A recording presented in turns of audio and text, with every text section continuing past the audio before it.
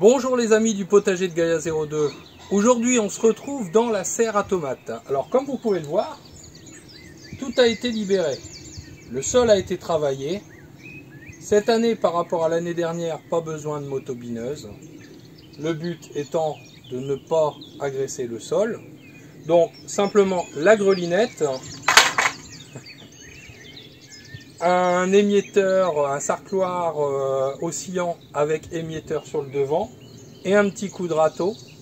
Maintenant ce qu'on va faire, on a préparé la visseuse, on a préparé la scie sauteuse et on a préparé des planches de palette.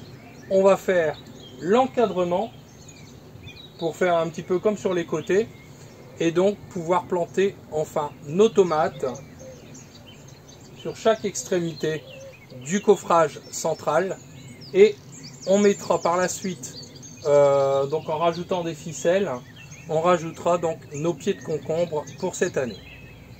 Allez, c'est parti, on s'y met tout de suite parce que parler c'est bien, mais travailler c'est mieux. Allez, c'est parti.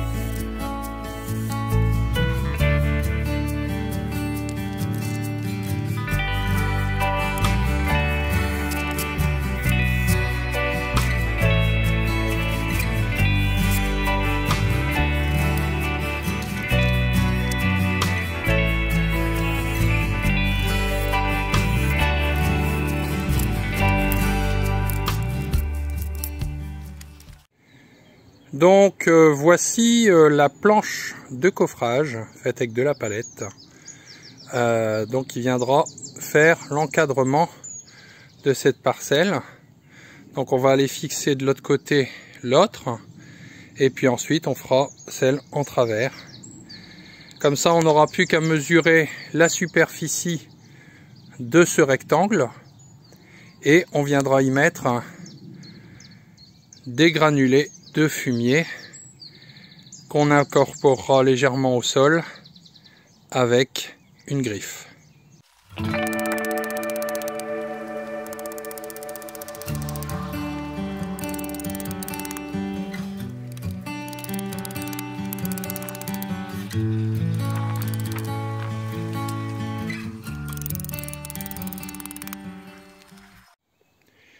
Et voilà, le coffrage est fait. Le sol est aplani. Maintenant, il ne nous reste plus qu'à mettre les granulés de fumier et à ratisser pour les mettre un petit peu sous la terre, avant de pouvoir faire deux énormes sillons qu'on viendra creuser tous les 30 cm pour mettre nos plants. Et pour quelle raison? Eh bien la raison est simple, mes plants ont été faits trop tôt, donc ils ont énormément grandi, et de ce fait là il va falloir les enterrer plus profond pour dire qu'ils tiennent bien debout. Voilà. Et puis de toute façon c'est pas grave, parce qu'au plus on les enterre, au plus ils développeront de racines sur la tige.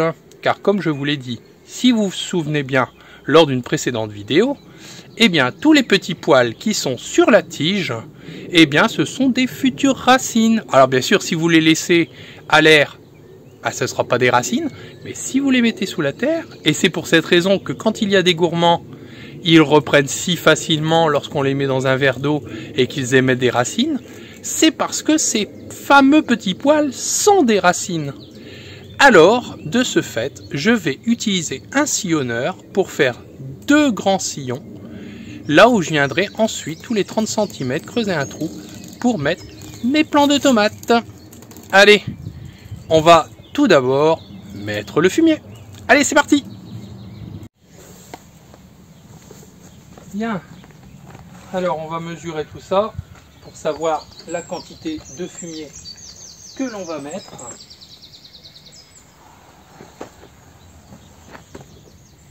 Alors ici, on a 1,70 m. Allez, on va arrondir à 1,80 m. Vous voyez, je suis généreux.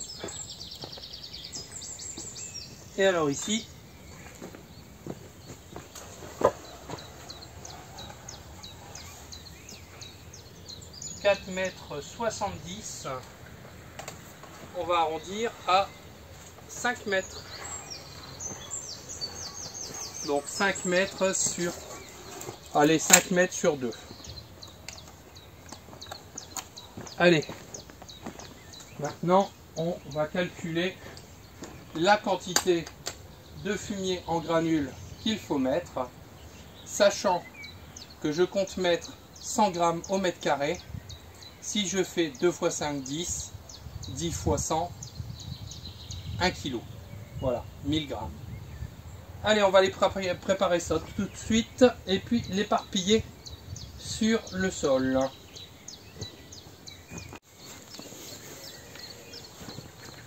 Bien, nous sommes à l'étape suivante, mettre le fumier.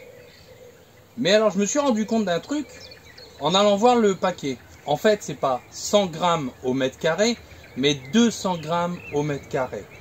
Et comme j'ai fait gros, en fait, je suis parti sur un constat d'un coffrage de 2 mètres sur 5 mètres. Eh bien, c'est pas 100 g, mais 200 g au mètre carré. Donc non pas 1000 g à 1 kg, mais 2 kg de fumier en granulé qu'il faut mettre sur cette plate-bande. Alors moi, les granulés, je les ai mis dans une énorme boîte de conserve. Et donc, c'est tout simple. Je viens mettre mes granulés comme cela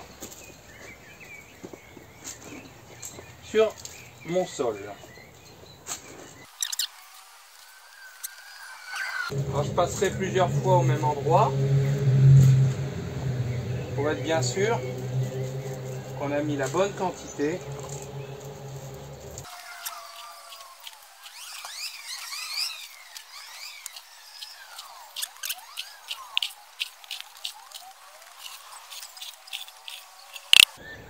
Alors ça sent bien bon, mais on sait que ça va bien nourrir nos plants de tomates. Et comme je le dis toujours, bien nourrir le sol, bien nourrir les tomates, c'est bien nous nourrir aussi.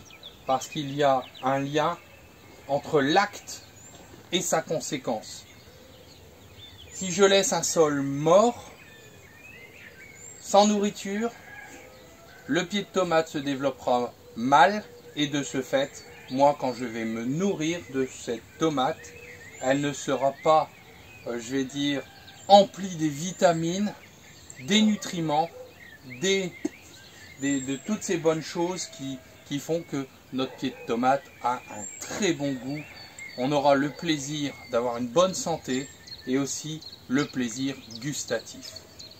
Voilà, donc ça c'est fait. Maintenant on va griffer le sol.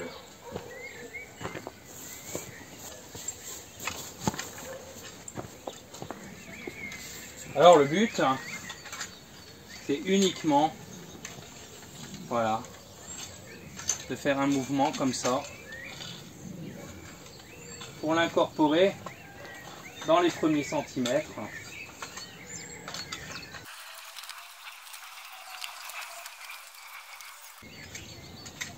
Alors parfois on retrouve des adventices, on en profite pour les enlever. Voilà, on les met dans le passage où ils vont venir sécher et puis on les enlèvera totalement parce qu'ils ne vont rien apporter de positif. Alors je ne sais pas si vous vous souvenez, il y a quelques jours de cela, on a entamé en date du 1er mai un purin d'ortie. Et bien celui-ci, c'est pas parce que on aura mis du fumier au sol qu'on ne va pas l'utiliser pour les pieds de tomates. Eh oui, parce que le pied de tomate, c'est gourmand.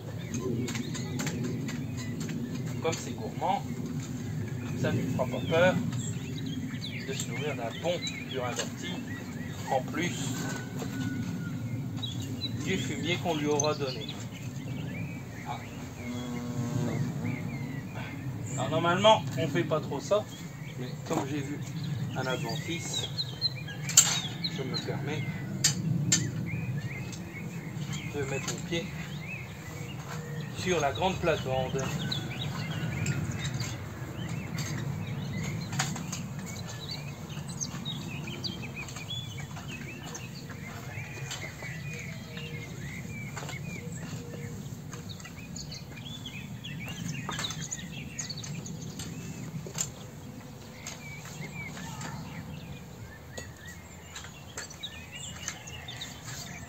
Et voilà.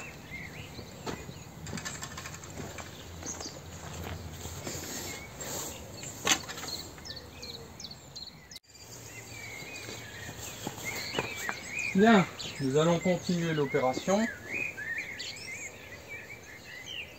en mettant notre outil, le sillonneur, et en repérant où se trouve le câble avec les fils qui descendront. Et donc, on va faire un beau sillon. Alors ça représente l'intérêt, c'est qu'après, quand on va planter nos tomates, eh ben, on n'aura plus qu'à rabattre la terre de chaque côté. Voilà.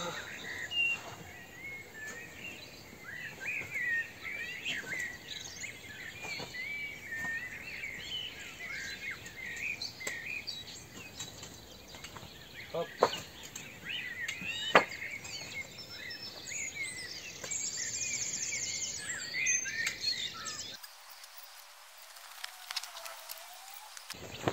Désormais, on fait pareil de l'autre côté.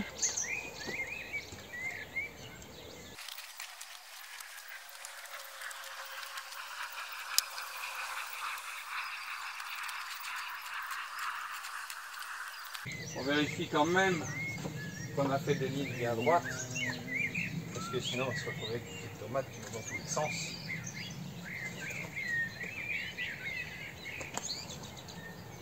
Et voyez-vous, l'intérêt de cultiver des bons légumes, c'est de voir le sourire, le bonheur sur le visage des gens que vous aimez et avec qui vous partagez ces bons légumes. Et là, c'est une véritable satisfaction. Donc comme je le disais, là où vous voyez les sillons que j'ai creusés, je vais mettre un pied de tomate toutes les 30 cm. C'est une question qui m'avait été posée dernièrement dans un des commentaires sur la plantation des tomates. On me disait à combien, et alors à combien de profondeur? Alors ça dépend de la tige. C'est-à-dire que si la tige est grande, eh bien je l'enfonce plus profondément. Si la tige est petite, hein, eh bien, bon, en fait, si elle est grande, ce que je fais également, c'est que j'enlève des feuilles dans le bas pour pouvoir la mettre plus profondément. Et après, je referme bien, j'appuie un petit peu, et après, je fais un arrosage. Et après, ce que je ferai, c'est que quand je tondrai ma pelouse, je viendrai, comme j'ai fait sur les côtés, je viendrai mettre ma pelouse autour du pied de tomate en laissant un petit peu ce qu'il faut pour le pied de tomate se développer convenablement.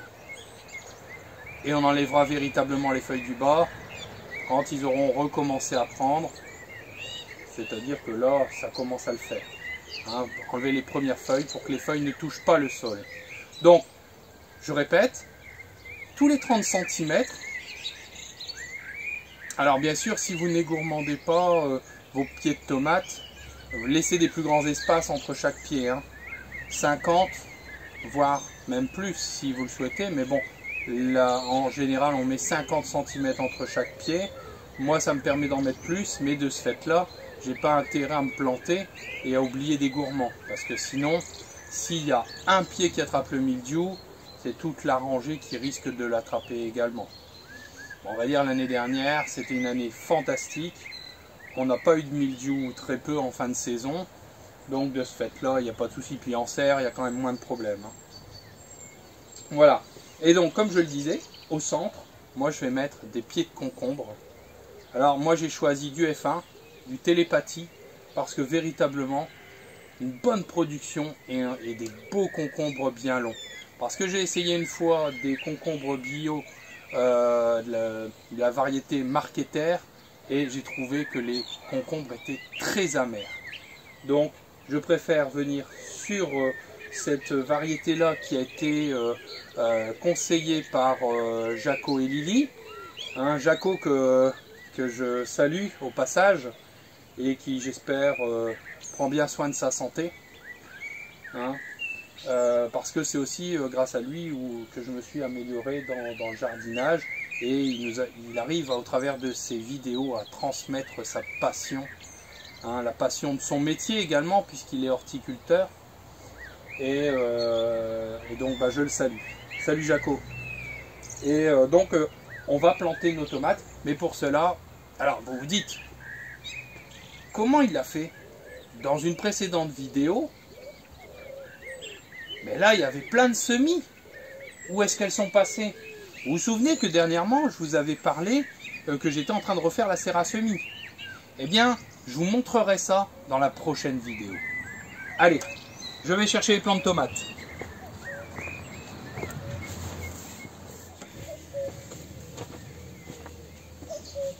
Et voilà. C'est parti, mon kiki. On appuie de chaque côté. Alors ici, ce sera des cœurs de bœuf. Voilà. Donc vous voyez, je les enterre le plus profond possible. Puis ensuite, je referme.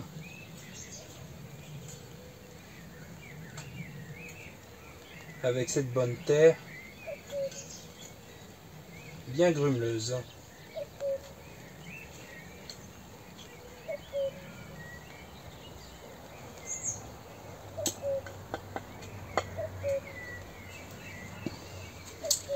Alors, j'ai oublié un truc super important, je reviens.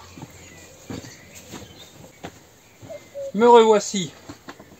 Alors, ceci est une petite planchette. C'est une planchette que j'ai fait à 30 cm. L'espacement que je mets entre mes plants et au moins je l'ai noté dessus comme ça c'est aussi bien quand je fais des piments ou des tomates, je mets à 30 cm les pieds les uns des autres. Voilà le deuxième. Bon, après il faut pas réduire moins parce que sinon après vous allez avoir des pieds qui vont vraiment se toucher. Là ça va faire un petit peu, sinon ça ferait un petit peu trop resserré.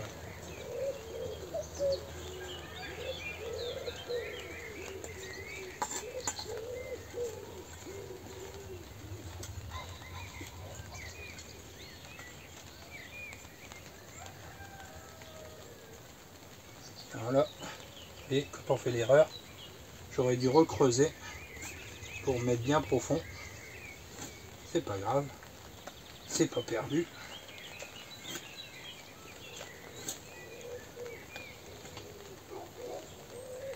Voilà.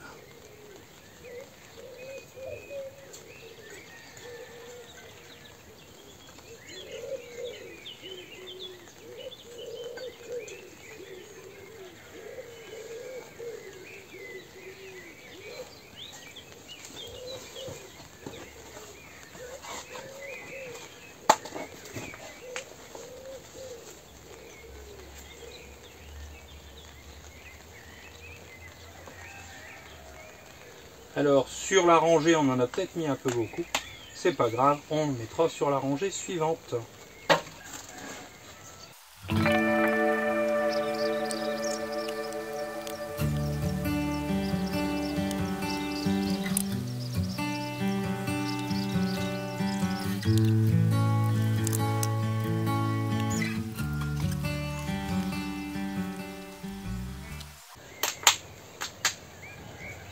Donc comme je vous le disais, j'ai des plants qui sont relativement grands. L'année prochaine, j'entamerai mes semis un mois plus tard, ce qui sera beaucoup mieux. Ce sera un gain en électricité puisque je fais ça sous lampe horticole. Et en même temps, les plants, comme ils seront un peu plus petits, eh bien ce sera plus facile pour les mettre en terre.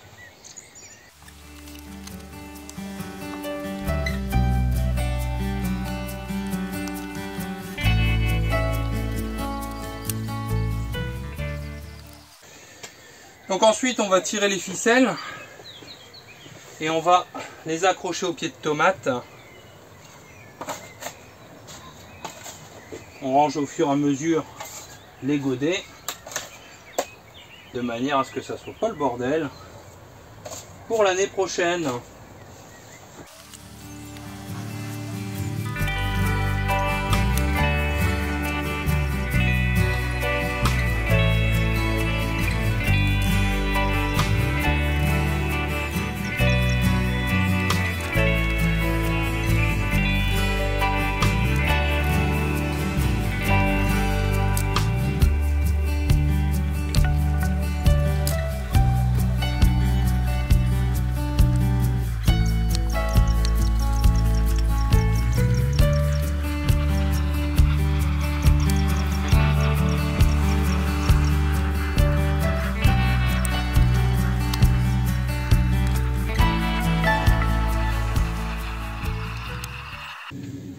Et voilà, donc sur ma longueur, je me suis trompé, j'en ai pris une de plus.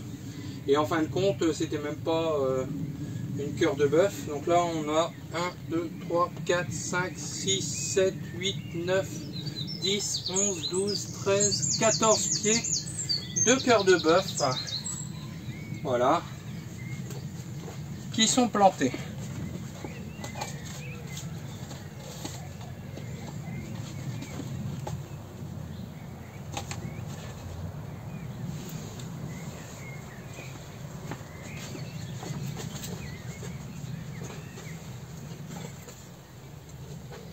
Donc désormais, on va placer les ficelles qu'on viendra accrocher quand les plants auront déjà repris et se seront un petit peu forcis et habitués au sol de la serre.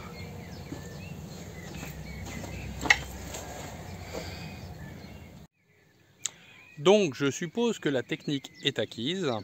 J'ai répondu aux questions et maintenant il ne vous reste plus qu'une chose. Je me demande quoi? Eh oui, petit pouce bleu, on s'abonne si ce n'est pas déjà fait et surtout on agite la petite cloche. Et oui, il faut bien sélectionner la cloche avec le tintement de manière à ce que vous soyez avertis de la sortie des prochaines vidéos. Je vous dis à très bientôt les amis et puis surtout bon jardinage à tous. Salut!